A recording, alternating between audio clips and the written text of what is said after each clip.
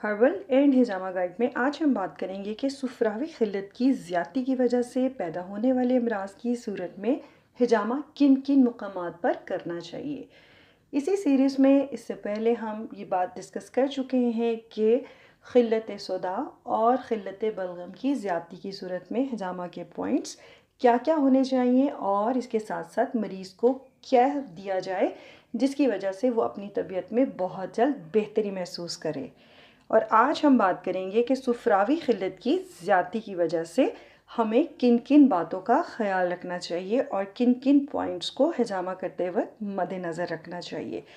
سب سے پہلے بات کرتے ہیں کہ اگر سفراوی خلت جو ہے اس کی زیادتی کی صورت میں مریض کا مزاج گرم ہوتا ہے اور عمومی طور پر ایسے مریض گرم امراض میں مبتلا ہوتے ہیں۔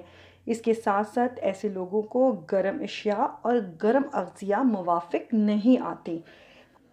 ایسے لوگوں کو گرم خشک یا گرم تر اغذیہ اور ادویہ مثلاً کریلے، سرخ مرچ، گوشت، دیسی مرغ اور تیز مسالے جو ہیں وہ راس نہیں آتے اور ان کی طبیعت میں بگاڑ کا باعث بنتے ہیں۔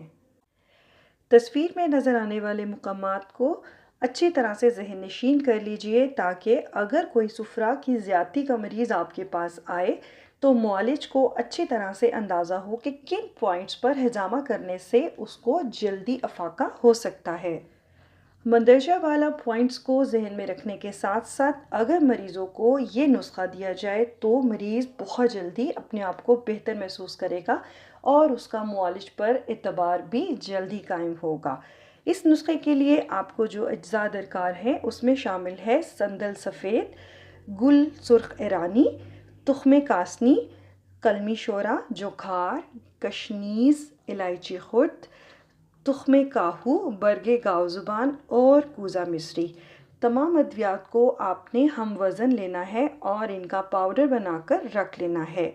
اس کے ساتھ ساتھ مریض کو ہجامہ کرنے کے بعد یہ دوا دی جائے اور دن میں 1 سے 2 بار پانی کے ساتھ کھانے کی ہدایت کی جائے تو وہ بہت جلدی اپنی طبیعت میں بہتری محسوس کرے گا۔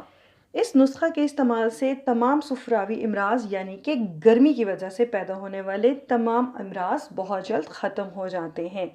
موسم گرما کے بیشتر عوارض کی یہ اکیلی ہی دوا کافی ہے۔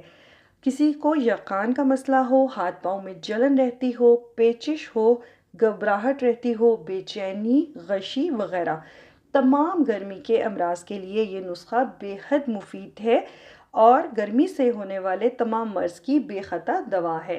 لہٰذا طبیب کو چاہیے کہ اگر کوئی مریض جو کہ سفرا کی زیادتی کا شکار ہو ان کے پاس ہجامہ کروانے کے لیے آئے تو ہجامہ کرنے کے ساتھ ساتھ ان کو یہ نسخہ لازمی دیجیے۔ یاد رکھیے گا ہمیشہ ایک مستند اور رجسٹرڈ طبیب ہی ہجامہ کرنے کا مجاز ہے۔ شکریہ۔